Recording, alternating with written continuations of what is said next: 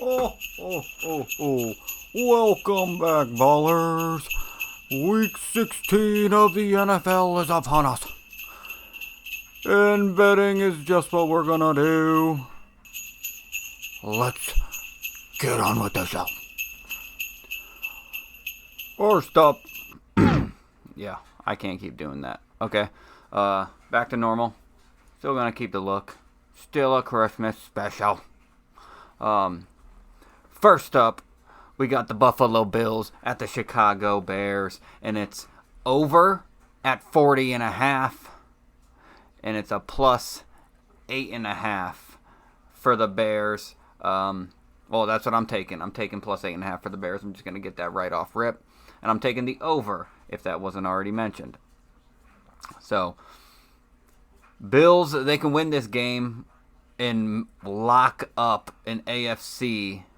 Lock up the bye in the AFC, potentially with a win. I mean, I know Kansas City still has some work to do, but on the other side, Bears are last in the NFC, and they're playing for a visual Justin Fields, or they're just going to lose for picks. They're going to play good, but try to lose, so they get better draft pick. Not much to this game. Buffalo should literally dominate the Bears. No part of their defense scares me.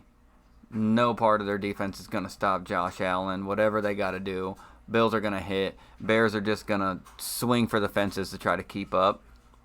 Coming short. That's where the over comes in. But the money line Bills, and I have Bears covering plus 8 at the big spread. Bears aren't a complete disaster. Like I said, they got Justin Fields. Moving on. Oh, not moving on. Wait a minute. Hold up. Wait a minute, motherfucker. Something I was looking at, I wanted to probably introduce to you guys. If we like it, flow smooth, we can keep it. Bills money line is obviously the majority better of the bet, holding 92% of bets and 88% of the money. And the points on the spread, Bills still hold that 77 and 80%. I mean, so I'm going against most people. And total points, very, very few people have the under. I'm right along with the consensus for the over at 40.5. So, oh my God.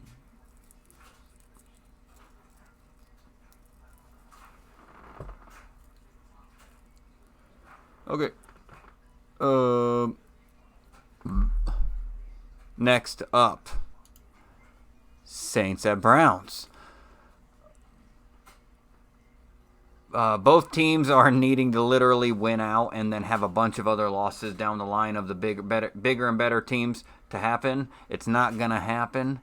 So, essentially, they're both eliminated. So, this is just going to be a morale boost. I'm taking the Browns money line for this one. Deshaun Watson's going to go out there. He's going to be trying to sling it, get back, shake some of that rust off. But we'll see.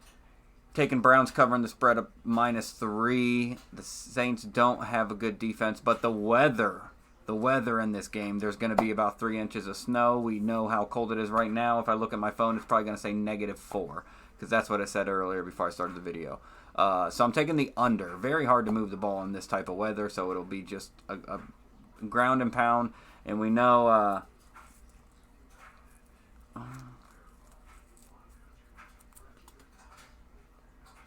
Okay, we're free balling it. Let's go. Like I said, the weather. It's hard to move the ball when the weather's that bad, and when both teams' offenses have been struggling this year. It's not looking good for either of them. So, taking the under. Browns cover the spread -3, and I'm taking Browns money line if it wasn't obvious. And next up, I keep forgetting this. Let's look at the percentages.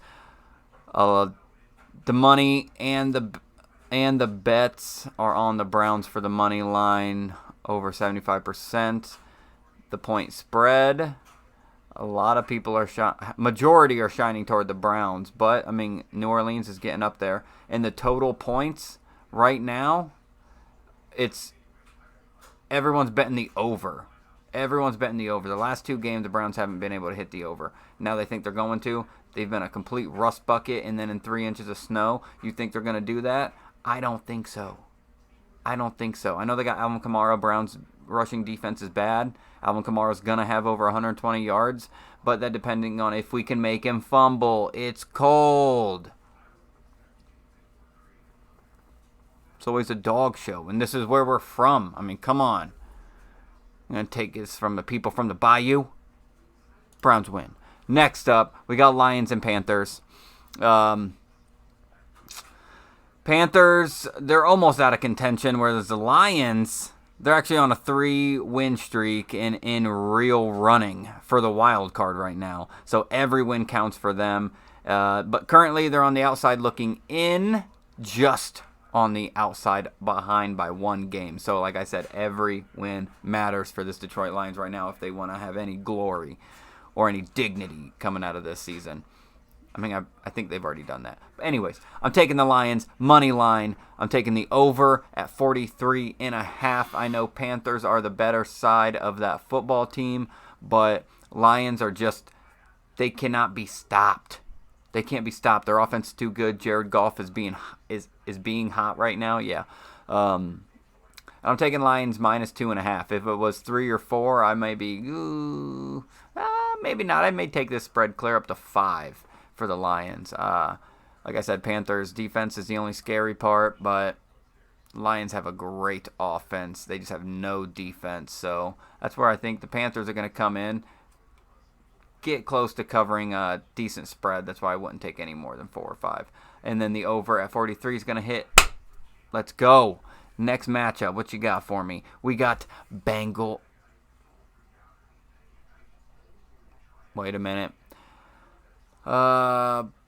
Percentage of people believe Detroit's going to take it money line, 77 and 93%. The point spread at 2.5.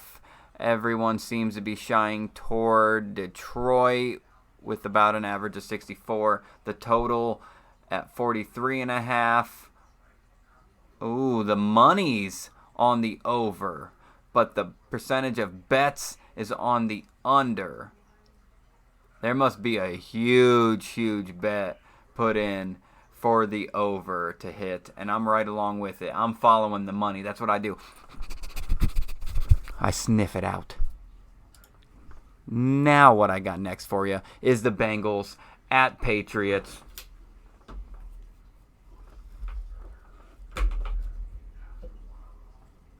Oh my God. Struggles. There we go. Bengals at Patriots, where both teams need a win. Patriots on the outside of the wild card by 1 game, and the Bengals want to be on par with the Bills and Chiefs in the AFC and fight for that bye. Bengals are hot right now. I hate admitting it. I absolutely hate it. People say, if your team's not good, why can't you root for other people in your division? Because that's not how it is. We want them to be bad and stay bad so that we don't have to worry about them. But right now we got to worry about them, and it looks like we're going to be worrying about them in the future. I'm taking Bengals money line, -3. Bengals will cover after Patriots debacle last week with the Raiders. I mean, I'm sure Bill Belichick went in there and spanked a couple players. I'm sure a couple of them liked it too. Robert Kraft was probably right there in line like, let's go, it's my turn. I'm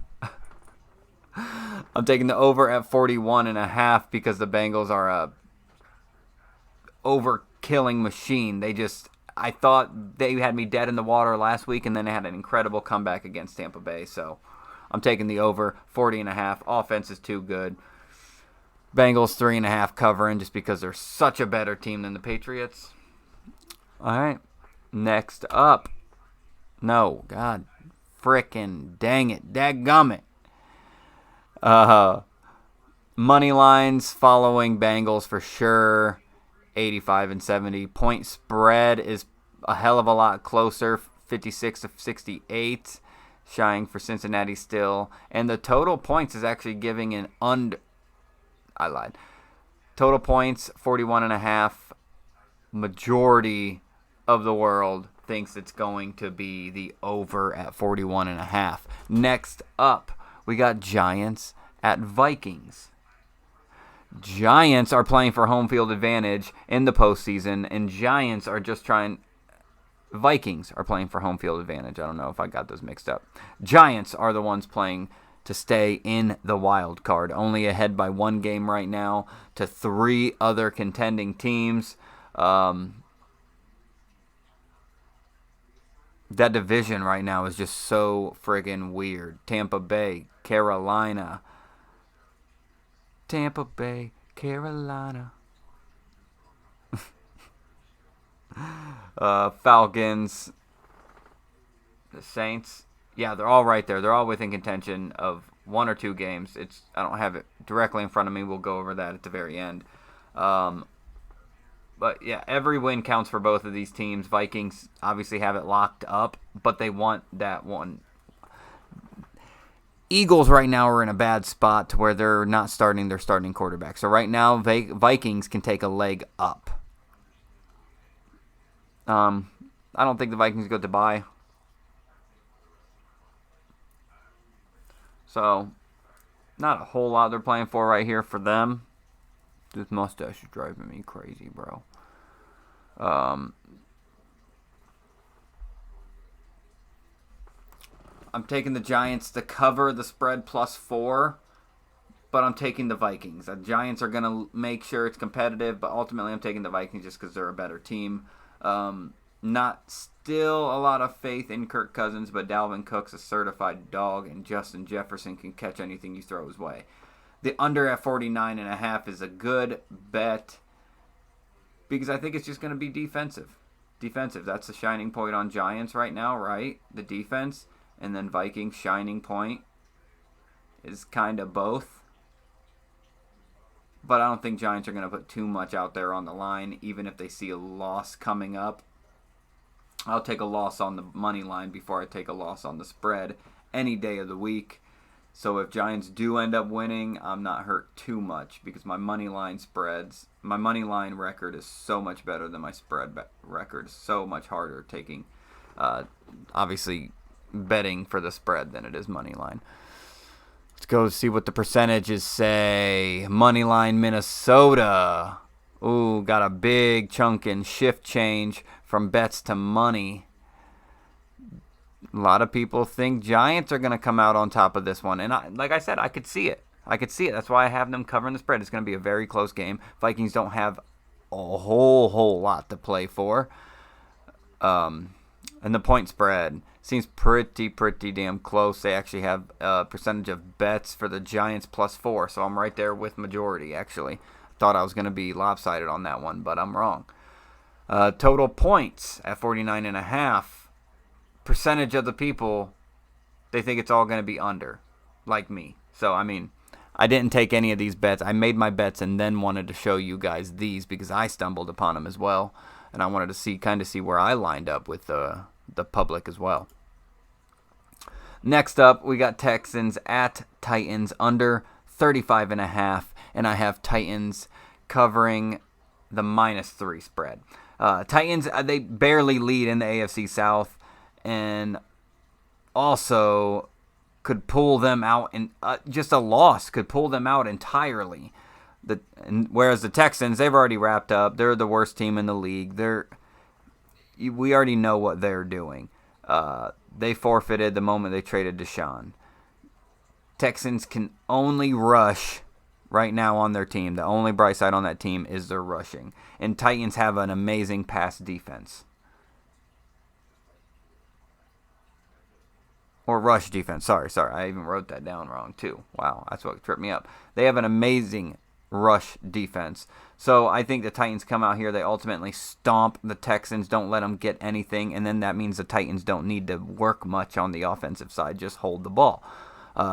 Titans covering the spread -3 just because they can get whatever they want, and the under at 35.5 because the Titans are going to control the scoring and they're going to control the ball for majority of the time. So Texans won't have an opportunity to run up the score. That's a plus for me.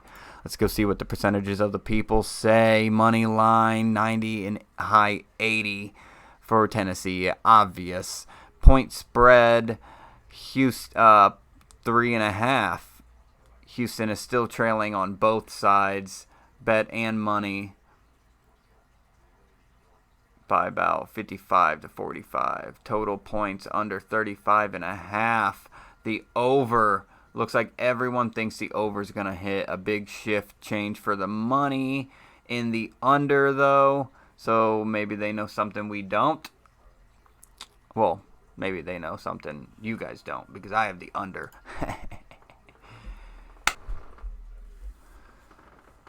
The Seahawks at the Chiefs. It's a double-digit spread. I'm taking the Seahawks to cover it plus 10.5. The over at 49.5. I'm taking it. Seattle needs a win to stay in a competitive mode for a wild card spot, and KC's playing for that number 1 seed bye in the home field advantage, head-to-head with Buffalo right now. So, I mean, the teams are going to be out there playing their hardest, both of them. That's the only thing toward the end of the season. Maybe some teams take a breather, kind of like the Eagles almost seem to be doing.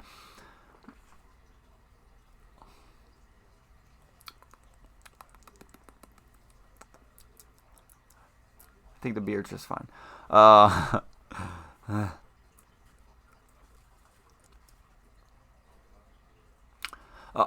Chiefs.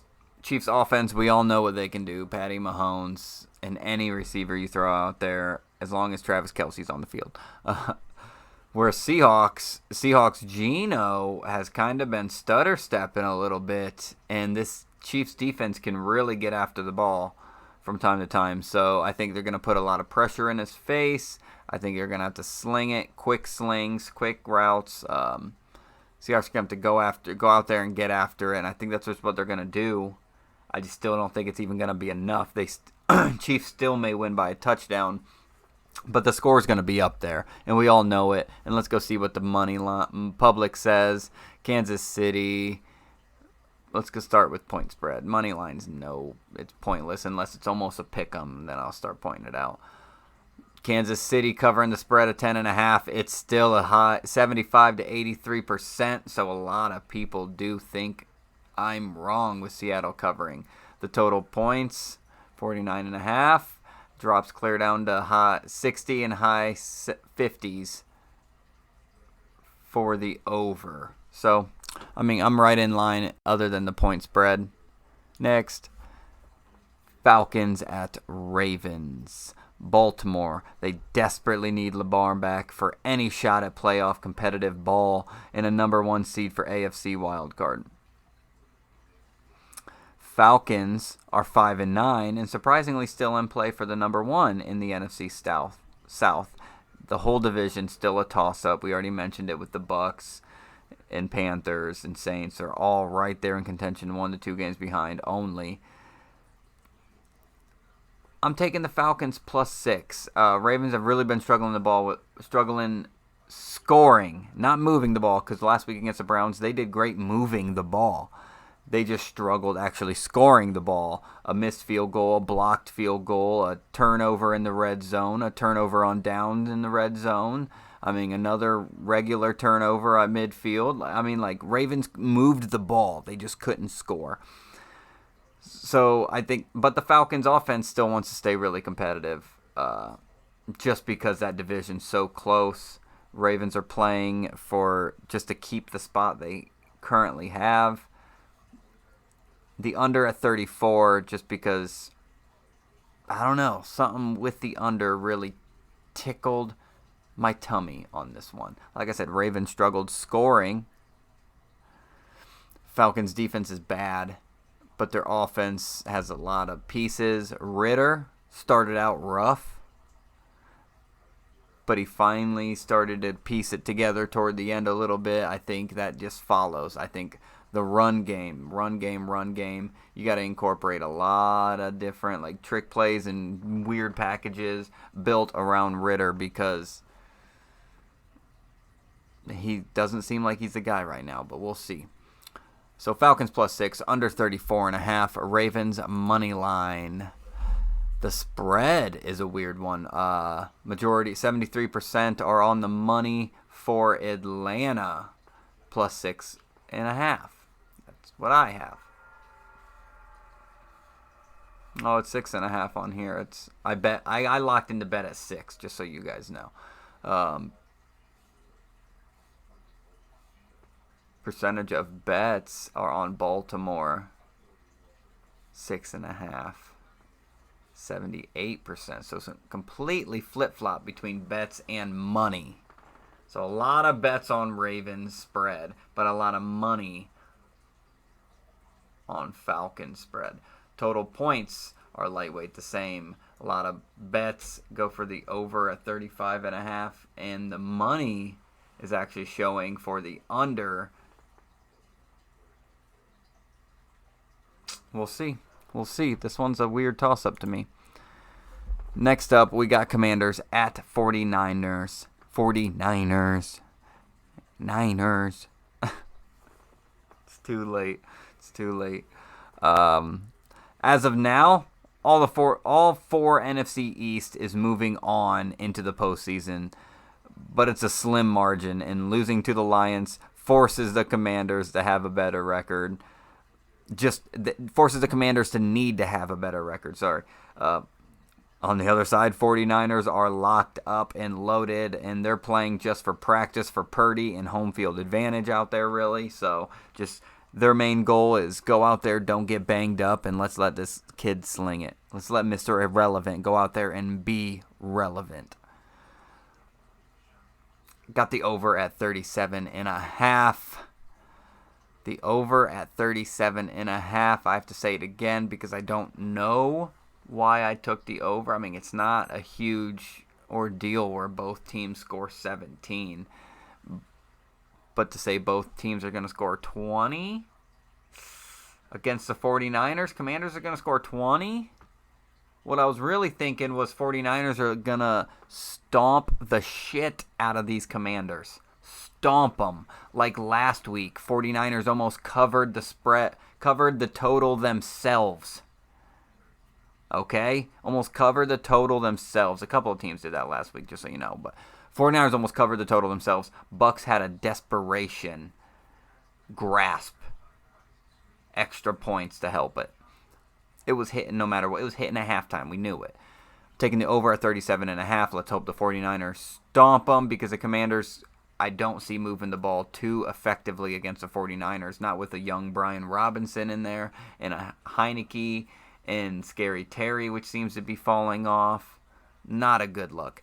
San Fran, money line, and covering the -6.5.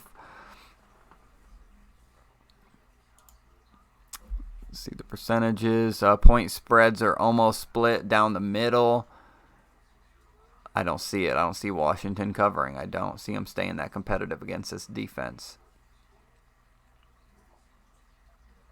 Total points, everyone thinks it's going to be the over, and so do I. Right in stride.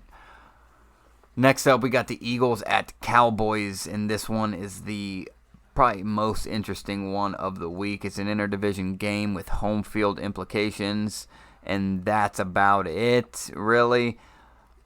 Injuries stop you from really hyping up this game too much because we got Hurts out.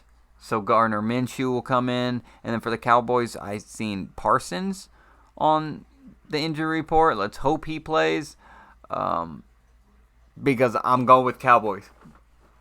Cowboys money line. Cowboys to cover the spread of -4.5 because this offense is built around Hurts, not Minshew. Under at 47.5 because I think that Cowboys defense will be able to stifle this Eagles run game. If they just sell out on the run game and force Gardner to have to really throw it, that's how Cowboys win easily. Eagles, on the other hand, their defense is pretty competent as well. And nothing's changed too much for them. So I do see Cowboys struggling a little bit offensively in their own right. Under 47.5. Cowboys covering -4. Oh, and that's another weird one. I could not find any public betting sources for this. The only game this week I couldn't find public betting percentages. Are they trying to hide something? You tell me. Next up, we got Raiders at Steelers, and both teams are done needing to win out, and a lot of others losing just to squeak in. So, I mean, that in this matchup it's just a battle of the opposites. One team is tragically, horrifically bad at defense, and that's the Raiders. And the other team is insanely bad offensively. They look like they have one of the best talented young rookie receivers in Pickens, but they can't even seem to get him the ball as much as they should be. Like I mentioned before, Big Ben, if Big Ben was in there, y'all be done. Steelers would be unbearable to even watch. So the true side, I call this the true test. The side of the turf test. Which side of the turf wins games better? Defenses or offenses? Because Raiders' offense is fucking stacked. Steelers' offense is stacked.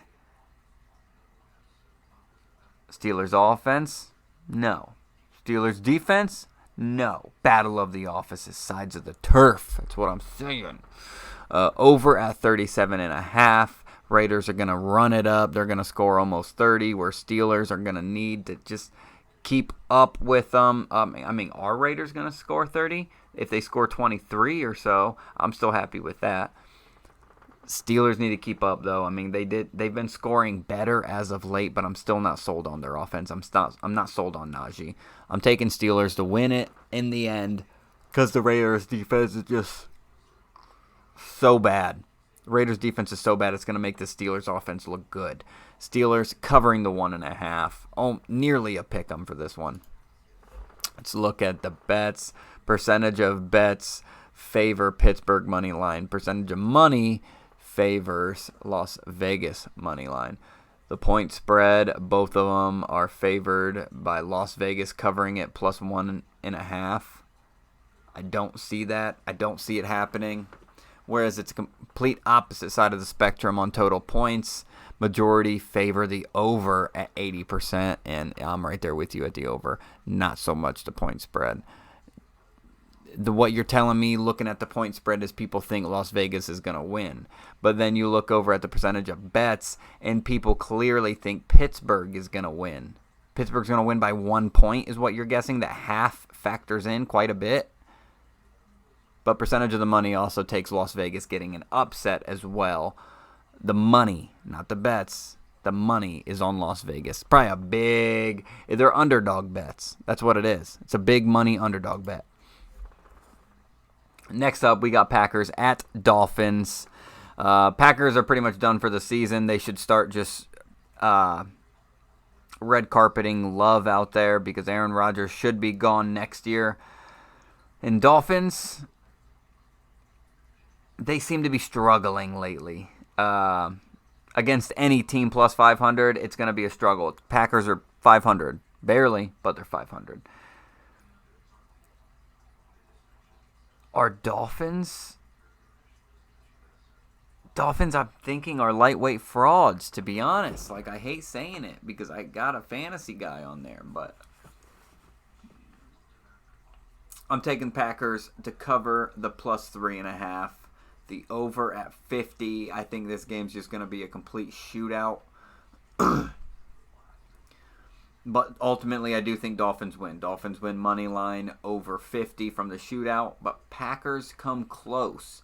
Now that I'm looking at it in hindsight and sitting back a little bit, I could see Dolphins covering 3.5. I could see Dolphins winning by like 6 points, even 5. Maybe even 4. 6, 5, and 4 are very common because not every team scores, especially getting weather like this. Weather affects kicks, everything.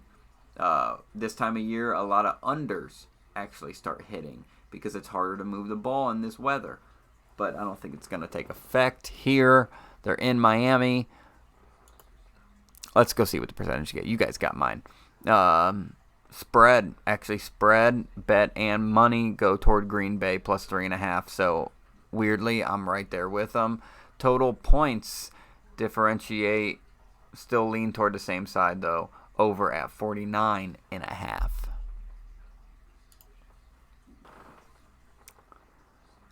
The Broncos at Rams. This, other than the first, maybe second game out in the season, this is probably the only time the Broncos have been favored to win a game. Due to the ambulance squad that is the Rams. Both teams are playing for bragging rights. Maybe get Russ cooking for the next season. I don't know. Do the Rams start grooming Baker Mayfield to start for when Stafford inevitably retires? We don't know. But what we do know is the Broncos are going to win this game. It's not hard to tell. Russ is finally starting to cook. With Ripon or not, I think Russ is back in there this week. But Broncos winning -3. Rams are just so bad right now. The under at 36 is a good bet. Both teams have a great defense. But can the Rams even score anymore? And if they're scoring, who the hell is scoring? Yeah, exactly. You can't answer it, neither can I. Let's look at the percentages. Percentages like Denver. Point spread. Percentages like the Rams covering the 3. Percentages have the over at 36.5. I don't see that. I just don't see it. I think Broncos are going to... I know Broncos had a leak last week and allowed quite a bit of points, but they don't do it to this team. Not this Rams offense. I mean, come on, guys. Use your noggin.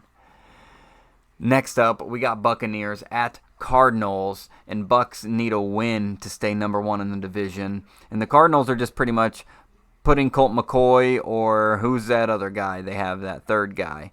Oh, shit. I cannot remember. Skelton. It's not Skelton, but the equivalent of Skelton. Those who know the backup Skelton. They're just putting Colt McCoy in. Whoa, God, I cannot think of his name and it's bugging me. Anyways, they're just throwing their backups out there. And that should tell you everything you need to know about the Cardinals. That being said, I am taking the Cardinals +9. Bucs are not a huge scoring team. There seems to be some communication issue or something with Tom Brady and Mike Evans as it is. The under at 40, not a hard thing to guess. Like I already said, Bucs are not a scoring team as it is. They're more defensively known, even with Tom Brady. As if you couldn't tell, Tom Brady has built some championships off some amazing defenses. So, in Cardinals are just going to struggle to score at all. So plus, I think it's going to be a very low scoring game. Like Bucs win 17 to Cardinals 12, 13 maybe. I don't know. We'll see. I don't really know the weather in Arizona either.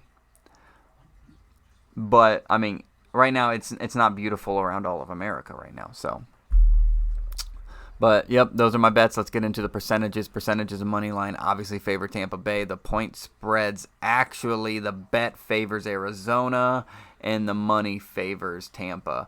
Total is torn. Percentage of the bets actually have the over going. Don't see it. Percentage of the money actually has the under. It's a good sign when you're following the money, because what do you think Vegas is doing? They're following the money. The money is what moves the lines, just so you guys know. Last on the list, the Monday night game. Thursday night already played. We'll mention that here in a second. Chargers at Les Colts. Chargers pretty much lock up a wild card berth with this win, and the Colts are just trying to stuff. They're just trying stuff out there. Look at the last game. They go up 33-0 at the help of their defense, and at halftime they get outscored 3-39 the rest of the way. Colts are duds. Saturday is done. That being said, taking the Chargers -4. Taking Chargers, obvious money line. Colts, though.